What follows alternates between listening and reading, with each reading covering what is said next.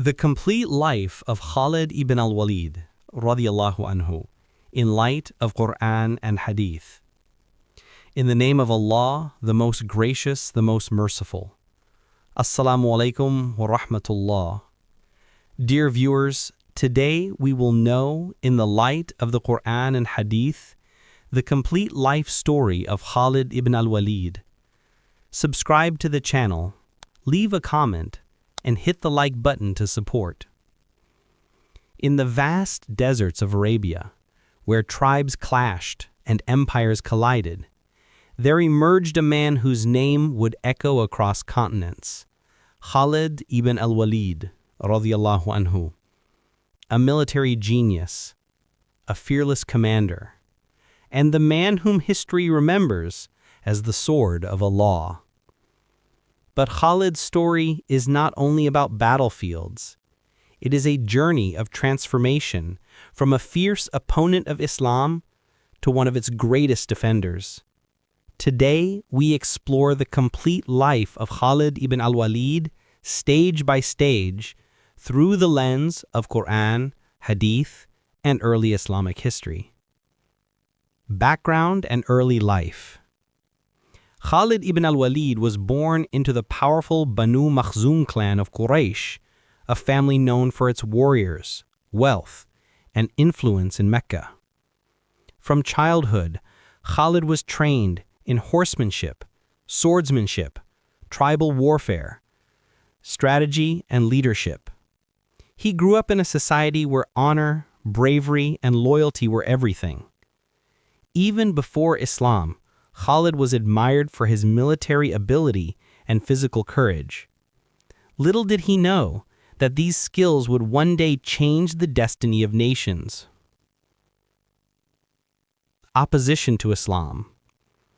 When Prophet Muhammad ﷺ began calling people to Islam, the Quraysh resisted. Khalid, loyal to his tribe and its traditions, opposed Islam in its early years. He played a crucial role in the Battle of Uhud, where he commanded the Quraysh cavalry.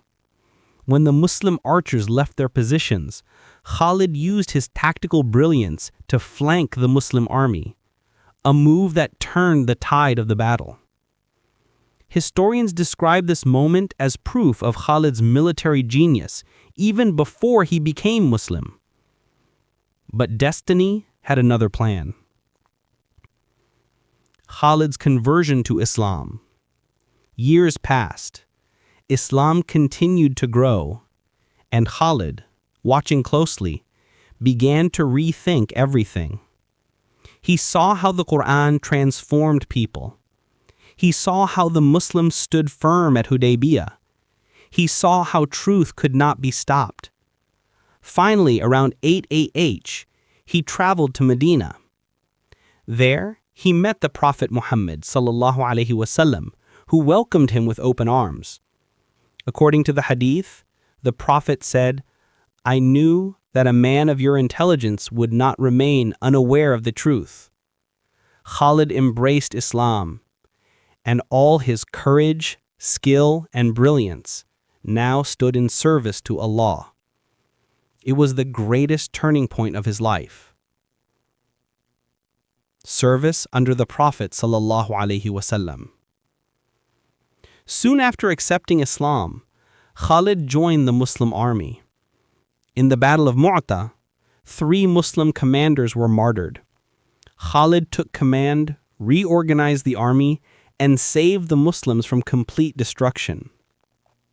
The Prophet praised him and gave him the legendary title, Saifullah, the sword of Allah. From that day on, Khalid fought not for tribe, not for fame, not for wealth, but for Allah and His Messenger.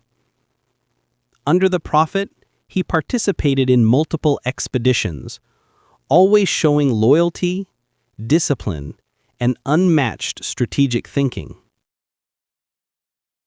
The Ridda Wars.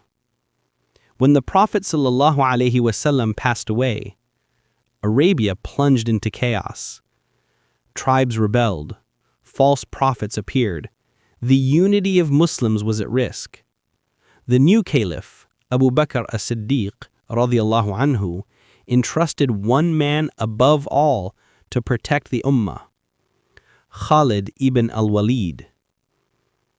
In the Ridda Wars, Khalid's leadership was decisive. He defeated apostate tribes, crushed false prophets like Musaylima at the Battle of Yamama, and restored the unity of Arabia. Abu Bakr said about him, "Women will never give birth to the like of Khalid again." With Arabia stable, a new chapter began: the conquest of Iraq. Abu Bakr sent Khalid toward the lands of the Sassanid Empire, one of the world's superpowers. In Iraq, Khalid won battle after battle: Chains Battle, Al-Wilaja, Ulais, Hira, and Namraq. His tactics dazzled historians, using smaller forces to defeat massive armies, lightning-fast marches across deserts, encirclement strategies far ahead of their time. Khalid opened the gateway of Iraq for Islam. The conquest of Syria and the Battle of Yarmouk. Next came the Byzantine Empire, the second global superpower. Khalid crossed the desert from Iraq to Syria in what historians call one of the greatest marches in military history. He united the scattered Muslim armies and led them through Ajnadain, Damascus, Fahal, and Marj al-Rahit. But the defining moment was the Battle of Yarmouk, 636 CE. For 6 days, the Muslim army faced a massive Byzantine force.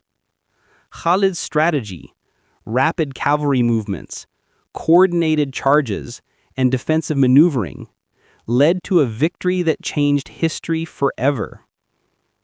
Yarmouk opened the doors of Syria and the Levant to Islam. It was one of the greatest military victories of the ancient world. Removal from command. Under Caliph Umar ibn al-Khattab Radiyallahu Anhu, Khalid was removed as commander. The reason? Umar feared people might rely too much on Khalid rather than Allah. Khalid accepted the decision with complete humility. He said, "I fight for Allah, not for Umar." Even without command, he continued to serve as a soldier of Islam. This moment reveals Khalid's true greatness, not just as a warrior, but as a Muslim. Final years and death. Khalid ibn al-Walid passed away in 21 AH, 642 CE, far from any battlefield, a fact that broke his heart. He said, "I have fought in so many battles that there is not a place in my body without a sword, spear, or arrow. Yet here I am, dying in my bed like a camel. May the eyes of cowards never sleep." He was buried in Halm, Syria, where his resting place is still visited today. His legacy continues: a hero of Islam, a symbol of courage, a man whose name stands alongside the greatest commanders in world history.